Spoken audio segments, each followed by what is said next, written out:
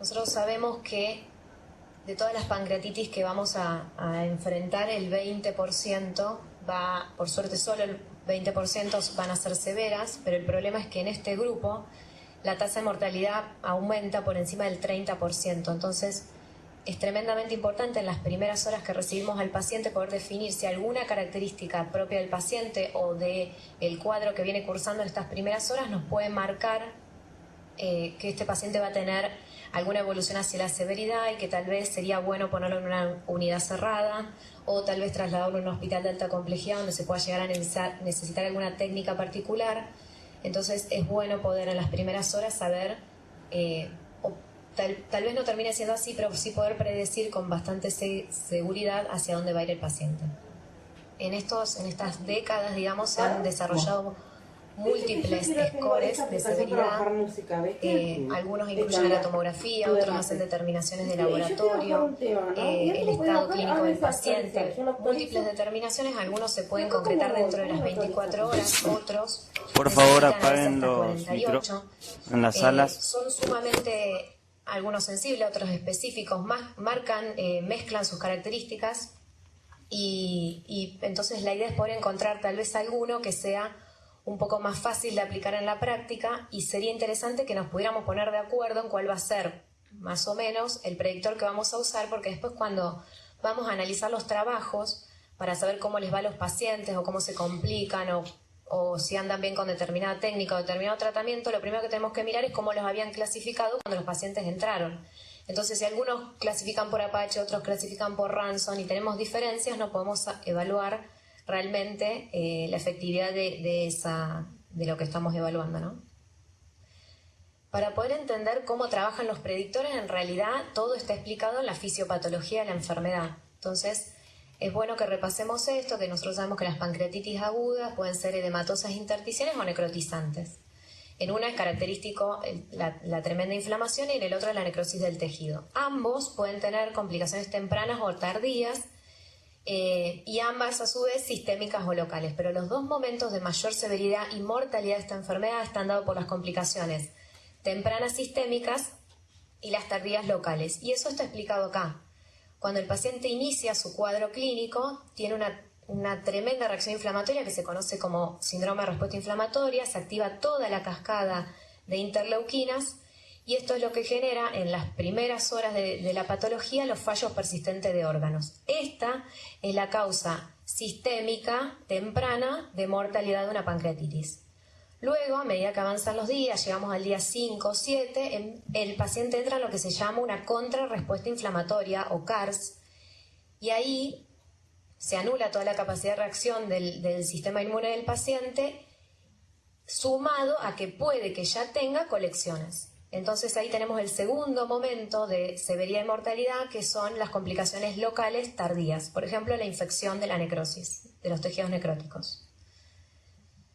Entonces de acá deriva que el fallo de órgano, medido a través del score de Marshall, sobre todo si es muy temprano en horas, en el inicio de las horas, si suma muchos puntos e involucra a la mayoría de los sistemas y lo prolonga, esto es lo más importante, lo prolonga más de 48 horas, va a ser uno de los mejores predictores de severidad y mortalidad del paciente.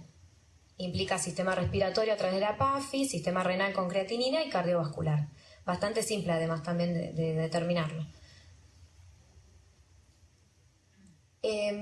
A nosotros, de hecho lo planteamos en la guía que armamos durante el año, nos interesa el Bedside Index y que de hecho está mostrando los valores más interesantes de efectividad como marcador. Primero porque es simple, segundo porque incluye al CIRS como uno de sus puntos y entonces se constituye entre la urea más de 25, el deterioro del estado mental que también es clínicamente medible al lado de la cama del paciente, la edad, un dato muy fácil digamos, y el derrame pleural. Y decíamos que tiene como punto 3 específicamente al CIRS que corre con todas estas ventajas que planteé antes. El CIRS tiene una tremenda sensibilidad, o sea, es raro que se le escape un paciente severo a un CIRS prolongado, pero tiene muy bajo valor predictivo positivo, es decir, que tiende a marcarme a muchos pacientes como que van a ir severos y después resulta que no. Entonces, es bueno tenerlo incluido, pero acompañado de la urea, del Glasgow, del derrame y de la edad, como para que le den un poco más de eficacia y le mejoren un poco el valor predictivo positivo.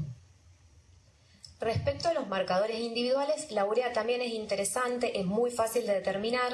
Una urea alta al ingreso del paciente que no baja después de una buena hidratación 24 horas es un marcador de mortalidad en sí mismo. Es raro que uno solo de cualquiera de los que vimos marque, en general necesitamos combinarlos, pero la urea en sí misma que no responde a hidratación amplia es un buen marcador de mortalidad.